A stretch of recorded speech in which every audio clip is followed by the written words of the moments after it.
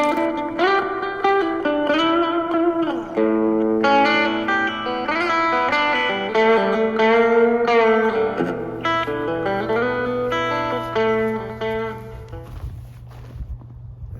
YouTube, how you doing this morning? Got a little snow on the ground. It's cold and getting colder.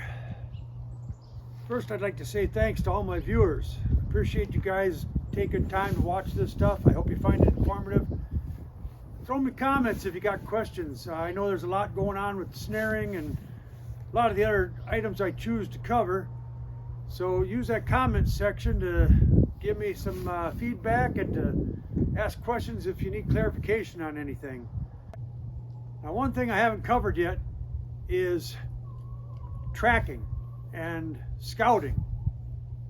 You've got to make sure you know your tracks. When you're out there looking for a place to set, that is the key you are looking for. Coyote tracks.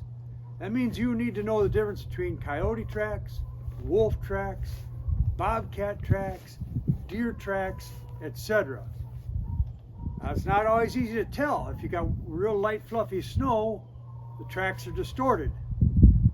If you've got wet snow or a very thin new layer of snow on top of old crust, a lot of times the detail of the track is very evident and easy to go by.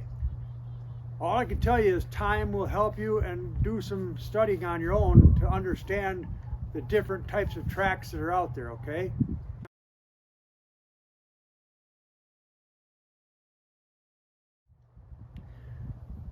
One of the things that really helps is the gait, okay? The distance from foot to foot. A cat is only about that far apart.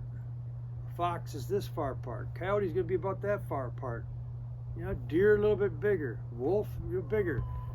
That's one of the things you're gonna look for. Obviously the size of the pad, the footprint itself, how big in diameter, and of course toenails, no toenails. Cats don't show toenails. Canines do.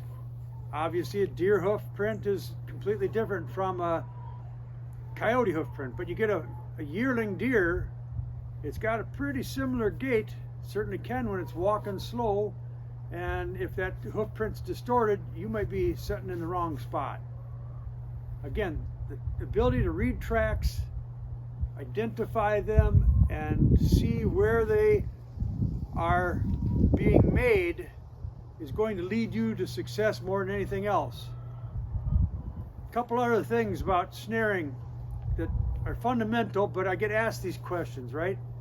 There's no bait involved. All you're trying to do is pick up on that path of travel, where that coyote's moving day or night, and you're intercepting him with a piece of cable that goes around his neck. Some people ask me that, you know, are you trying to snare him by the foot? Or no, it's around the neck. You want that to come right in here. He puts his neck in, his chest hits that loop, and it goes down and it stays down.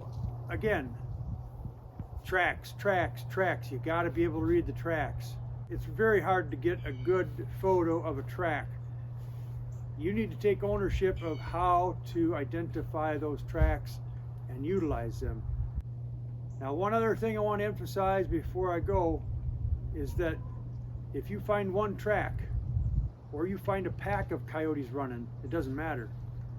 I have set on a single track, and 5 weeks later come in and caught a beautiful male or female coyote on that set. They are creatures that are absolutely amazing, and if they are using a trail, they will use it again. If you find one good solid set of coyote tracks and it's going through some deep grass somewhere or entering a cattail marsh or whatever, he or she will be back on that trail at some point in time, and it's just a matter of your patience paying off before you put that noose around their neck. And if that snow depth doesn't move too much on you, like I say, your set will still be good.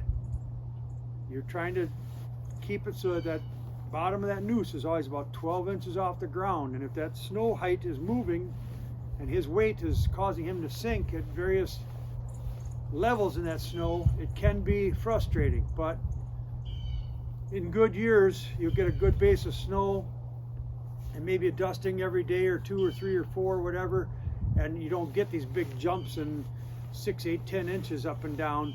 You just get an inch or 2, and you can modify that whammy wire to adjust your height very quickly if need be. Otherwise, I try to just look at the snare from a distance, and I don't approach it unless absolutely necessary. They're not easy to see, so you most likely want to put a marker flag somewhere near, but not right above or right next to. Coyotes are smart. They didn't name him Wile E. Coyote for nothing. Just put it nearby, and remember, you always set your flag 10 feet over here, and the snare's always 10 feet to the right, or whatever way you can get it consistently marked for yourself. But they're not easy to see once you set them, so you have to develop an eye for that too. That's why they're so effective.